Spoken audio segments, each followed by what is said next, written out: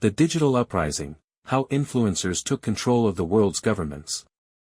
Scenario Overview. In the year 2042, a global shift has occurred. What started as a simple exercise in online entertainment had turned into a movement that reshaped global politics. Influencers from platforms like YouTube, TikTok, and Instagram, previously considered figures of pop culture, have taken control of major governments around the world. The path to power wasn't paved with traditional political campaigns or party affiliations. It wasn't based on decades of policy experience. Instead, it was built on millions of followers, instant access to global audiences, and the ability to sway public opinion faster than any government could respond. The traditional systems, political parties, media conglomerates, and legacy institutions, were blindsided by this transformation, failing to recognize that popularity could be a political force as strong as military might or economic control. The rise of the influencers. It began with a few high-profile elections where social media personalities managed to win key government roles. Platforms like YouTube had long been hubs of political discussion, but in 2035, it shifted from commentary to direct action.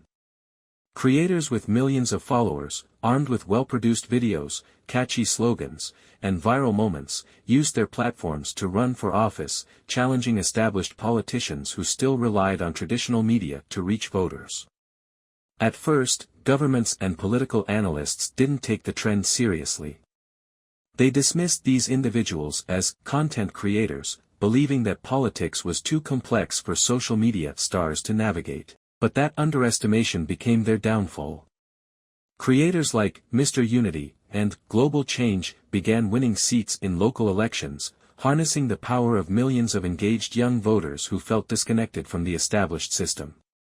By 2040, influencers controlled 25% of global parliamentary seats.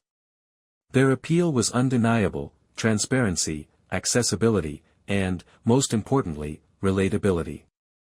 Unlike traditional politicians, these influencers had direct relationships with their followers, frequently live-streaming their daily lives, decisions, and policy discussions. The aftermath of power. With influencers now in power, the question became whether they could govern. These YouTubers and TikTok stars weren't experienced in politics, international relations, or economic policy. But they had something the old guard didn't: a massive digital army and the ability to hire expertise. Upon gaining power, they rapidly assembled teams of seasoned technocrats, policy experts, and strategists to handle the day-to-day running of governments. The new government structure looked more like a high-tech corporation than a traditional political body. With their understanding of algorithms and engagement strategies, these influencers optimized governance for speed, transparency, and public involvement. Citizens could vote on laws in real time, participate in policy discussions through live comments, and even propose legislation through social media platforms.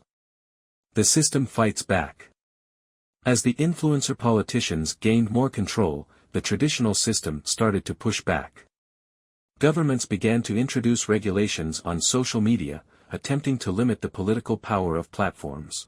These regulations aimed to prevent what the traditional elites saw as the erosion of democracy, as they believed decision-making was becoming more about popularity than competency.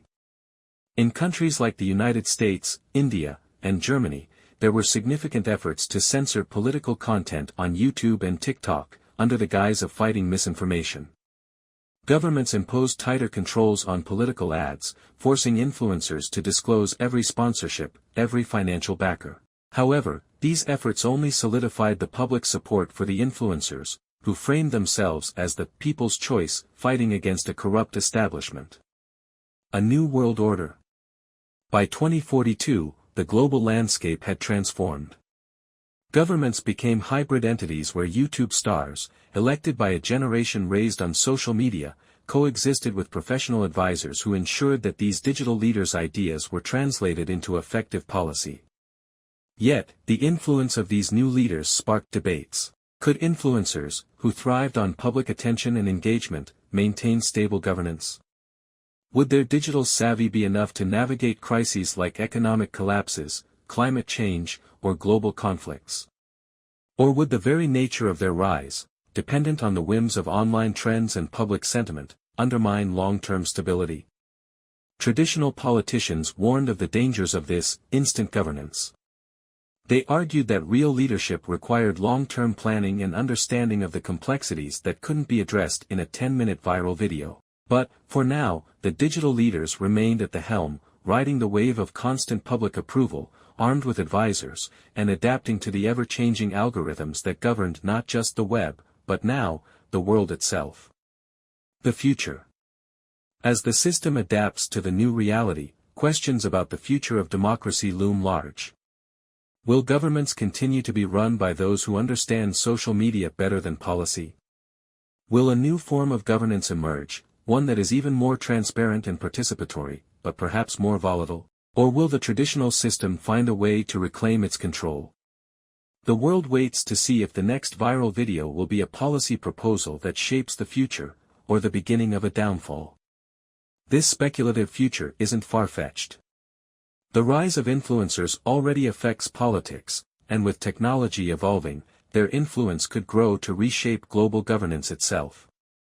What was once entertainment may become the new form of leadership in a digital age.